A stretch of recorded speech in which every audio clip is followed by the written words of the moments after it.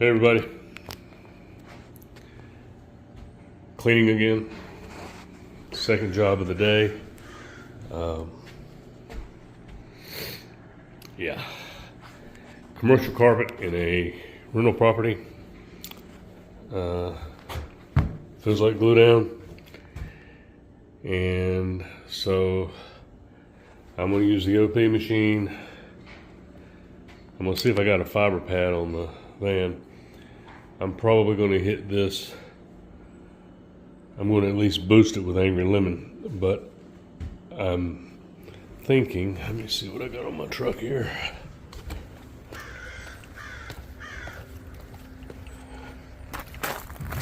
My brain's not working today. The first job I did with Host compound cleaning, due to concerns on the customer's part for, let's see, I think I'm going to go with Radical Rinse.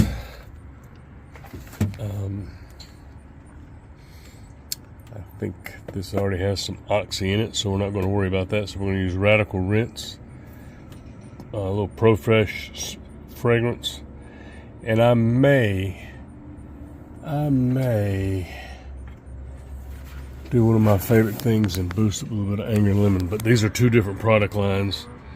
I've really started focusing on Bonnet Pro stuff.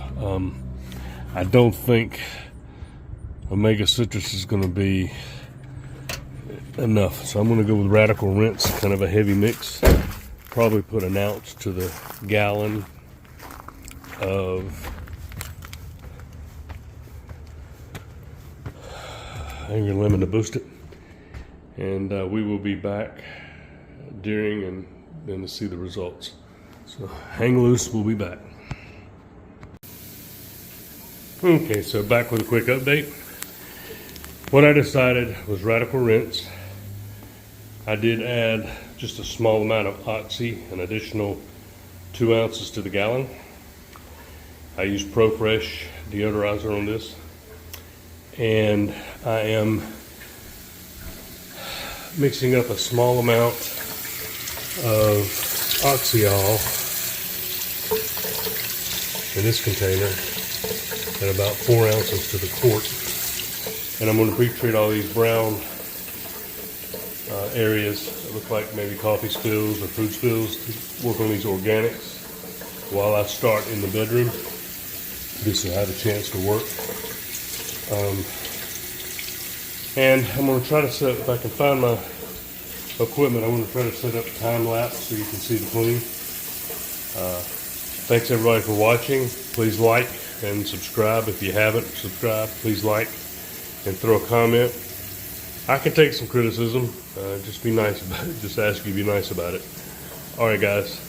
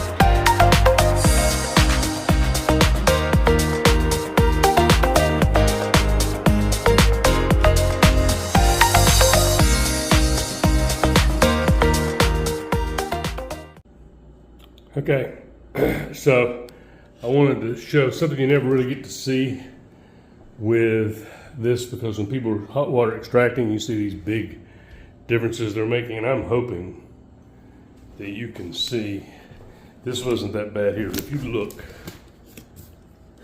where I've stopped and where I've started. So yeah, we pick up dirt. We definitely clean with pads. This is an olefin or polypropylene, or possibly a polyester, whatever it is. It's one step away from a Coke bottle. Let me close this door and see if the light is any better. I'm hoping you're seeing the big difference I'm seeing. There we go. You can really, it's really popping now, right? That's just one half of the room. The darker areas are, there's a line there. It looks like it may have been hot and it may have actually damaged the carpet, which is a good reason to believe that this is a poly, which, you know, those carpets are a little more heat sensitive. And then we come this way and look back. You can see where we hit the trouble really clearly right there. All right, so we're going to finish up the video, get it back on time lapse. Just to give you a little heads up, the vacuuming wasn't done, or it was done. I won't say they did a bad job, but I was able to pull some stuff up out of the nap with the with my orbital machine, my come on Jeff, my Trinity. These have a tamping action which pulls stuff up to the top. So anyway, I'm going to set the camera back up from this angle. We're going to do that half of the room, and I'm also, what I was getting ready to say is I'm going to go back with my Ryobi, battery operated with my extension, and we're going to do a post vacuum to make sure we get everything nice and pristine. All right, we're going to sit up and get back to time lapse, guys.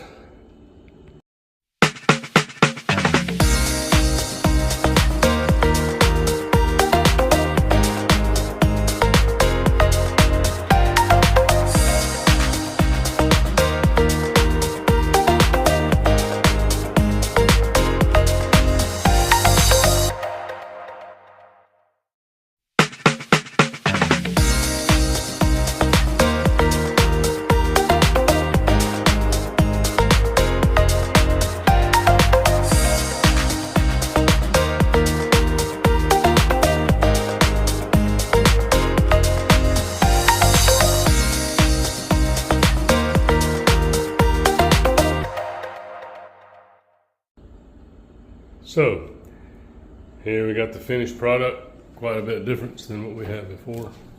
Very pleased with it. I've got a vacuum. I've pulled up all kinds of stuff off the edges. I don't know if I'm going to film that or not, although I don't think I've ever videoed how I do a post vacuum with that unit, so I might bring it in. It's a battery operated Ryobi, and I'll probably get a question about this, so I'll go ahead and answer. The extension pole or extension kit and the beater bar attachment. The beater bar attachment, I got it through Amazon, I believe. I just let's see, I typed in, I think, powerless or wireless beater bar accessory or something like that, and I got that. And then in order to make it work with the Ryobi, I used the kit from a PF99 vacuum accessory for their vacuum, PowerFlight vacuum. That unit now no longer exists. It has an on-board setup. So I was able to, and now my vacuum that I use also has on-board. So I took that and borrowed that from the PowerFlight and put together the post vacuuming. By being a wet vac, I don't have to worry about any dampness left in the carpet or the dampness in the carpet. So I'm going to pause this and then we'll come back and you can I'll video the vacuuming as well.